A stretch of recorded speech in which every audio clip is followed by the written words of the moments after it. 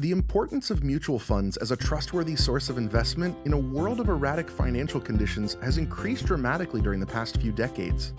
A particularly profitable investment option is one that gives the buyers the freedom to invest in a dozen various securities without breaking the bank and with less reliance on one particular source of income. All the advantages without the stress. Due to their distinct advantage over other investment options, mutual funds have a special place in the economy. Hello 101 community, welcome to our YouTube channel. In this video, we are going to explain mutual funds, its benefits and risks, and why you should really be investing in mutual funds. Make sure you watch the video until the end.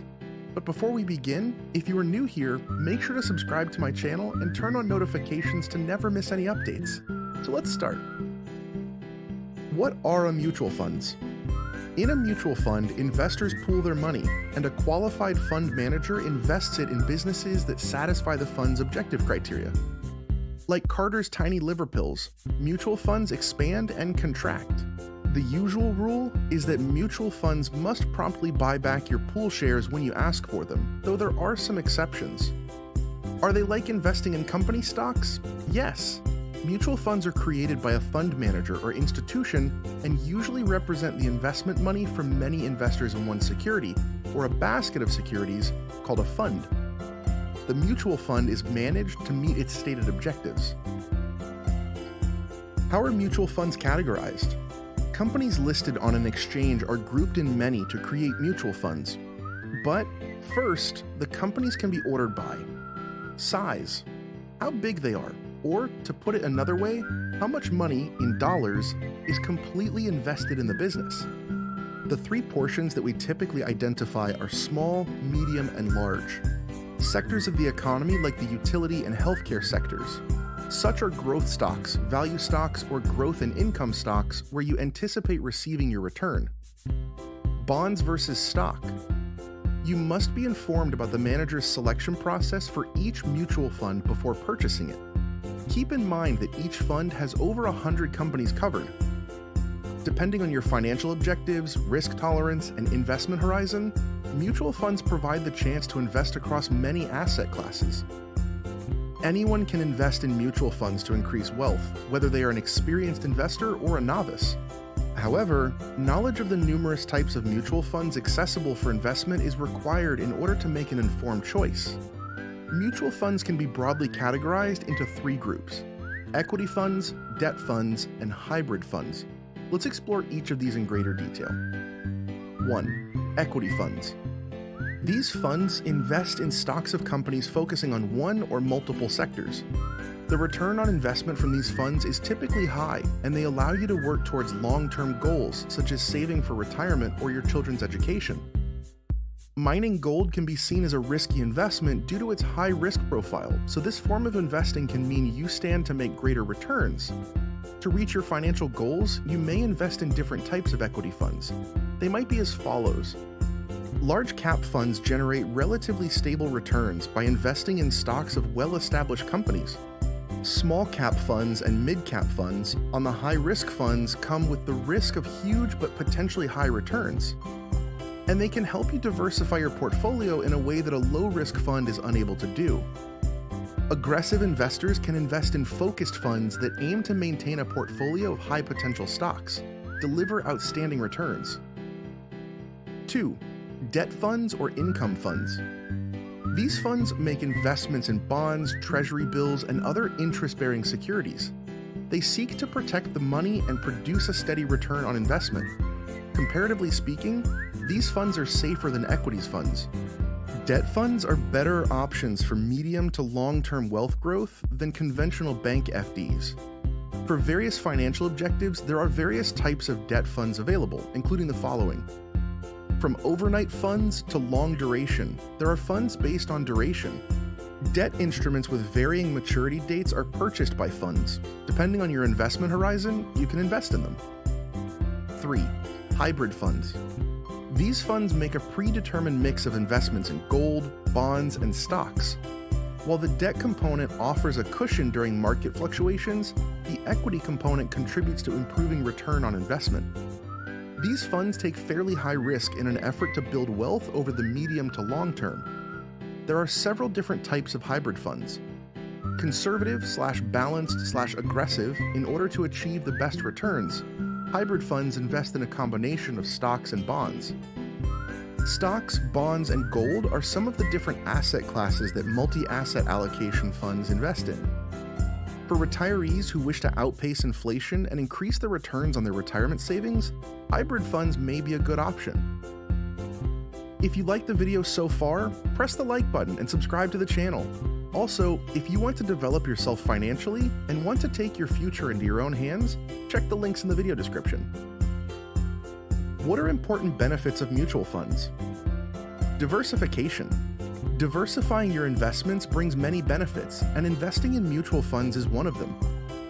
A diversified portfolio can help you gain a better return on your money, manage market volatility, and invest in more types of investments.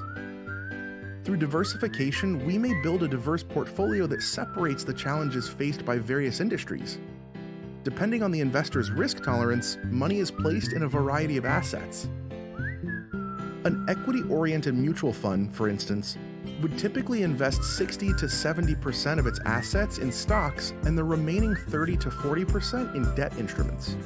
We can lower the risk associated with various asset types by utilizing diversification. When a mutual fund's underlying asset faces market challenges, this turns out to be advantageous. By diversifying, one asset class's risk is offset by the risk of the other asset classes. In this approach, even if a certain area of your portfolio experiences volatility, you won't lose the full value of your investment. Professional management. Many investors lack the time and resources necessary to research and buy specific stocks. Professional management is quite helpful in this situation. Many people invest in mutual funds because they offer a level of professional knowledge to one's investments. A fund manager regularly assesses investments and modifies the portfolio as needed to achieve goals. One of a mutual fund's most significant advantages is its expert management. Tax benefits. Many investors don't have the time or finances to investigate and buy specific stocks.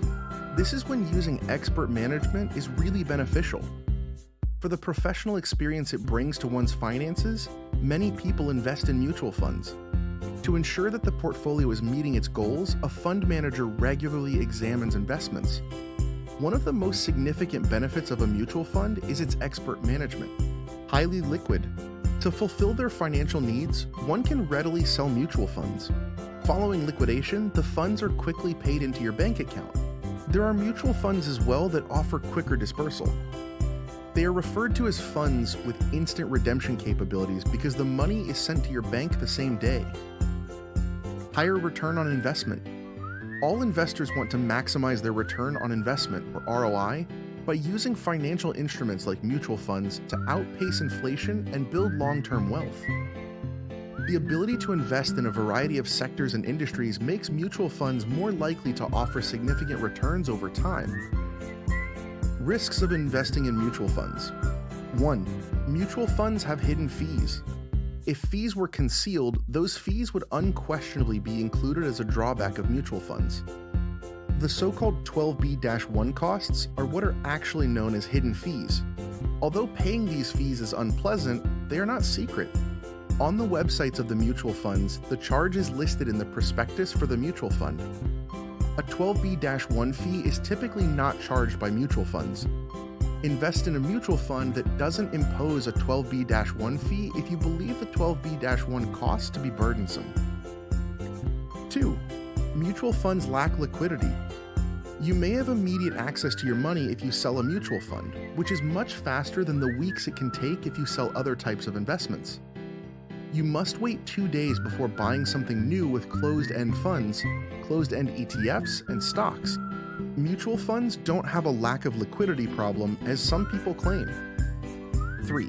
Mutual funds have high sales charges. Should the list of drawbacks for mutual funds include a sales charge? When there are so many mutual funds available without a sales charge, it might be challenging to justify paying one. Then again, there are thousands of mutual fund options available that do not charge sales commissions, so it is tough to argue that this is a drawback of mutual funds.